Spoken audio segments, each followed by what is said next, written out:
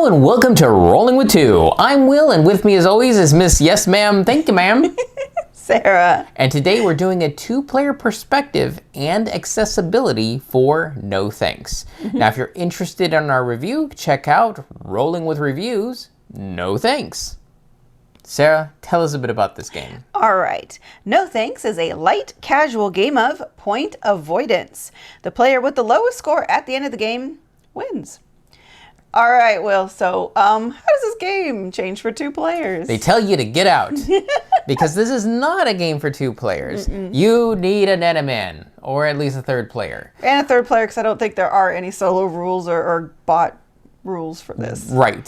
So, depending on the version you get, it'll either be a 3 to 5 player game or 3 to 7 player game. So, for that reason, we are completely skipping the whole two-player perspective and just going to the accessibility, which is why actually we chose to cover this game. Exactly. Because how accessible the game is going to depend on the version you get, because the graphic design is different for each of them. The version that we have here, it has kind of a distracting background. The numbers are still pretty clear, but I wouldn't say it's the best graphic design. I do think this is one of the more common versions available, because this is the version that was available for the longest time. Yeah, but it's Z-Man Games, and now Amigo is the one. Well, Amigo had it originally anyways. Right. Amigo was the original distributor, publisher of it. Then Z-Man got it for like American, US distribution. And then Z-Man stopped doing that, so Amigo picked it up, and now they're distributing in the US as well. Right. And their newer version, which I believe is the one that is for 2 to 7 players. 3 to 7. I'm sorry, 3 to 7 players, has even bigger numbers and better graphic design. So that'll be hopefully more visually accessible for people. Another area, though, that people might have challenges with in accessibility, well, is this is kind of a mathy game. Yeah, there is like more counting, and the adding comes up at the very end because you have to total up your scores, and the numbers can be rather a lot for people. Right. Not that it gets into crazy big numbers. They all are like double digits. Well, the largest card is 35. So you're adding, but you could be adding multiple numbers like 22 and 35 and 14. And you might want to, if you know you have issues with math, you just might want to have a calculator, because it is mostly just counting. And then adding up your score at the end. Yeah, I think the bigger problem is someone's going to see it's like, oh, it deals with numbers. No, thank you, because they have they have number aversion, which is kind of the whole point of this game. True, because numeric aversion. You are trying to not get points. So this game is trying to help you face your fears. Or something like that. Something like that. Now, you're probably asking yourself, well, if we mainly play 2 players, why in the world do we have this game?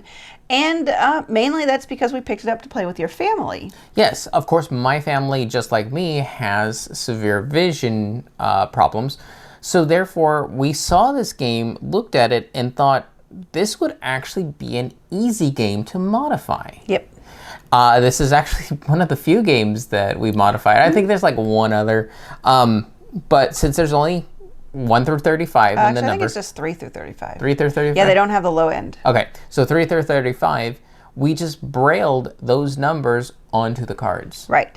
So that makes it accessible for both, vision and non-vision to be able to play it. And we have played it successfully with them.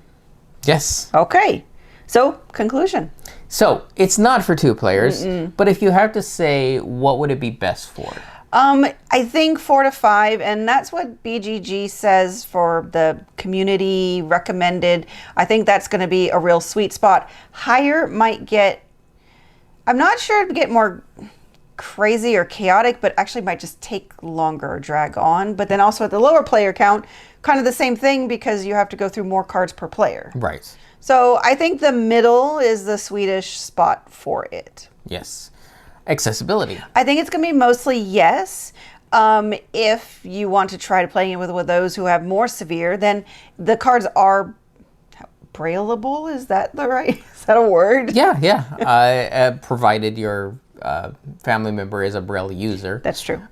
you might have to do a different type of alteration if not. There are a number of apps out there that you can even use phones with like headphones and they can just read the number that That's way. true, because it's all number based. Yes.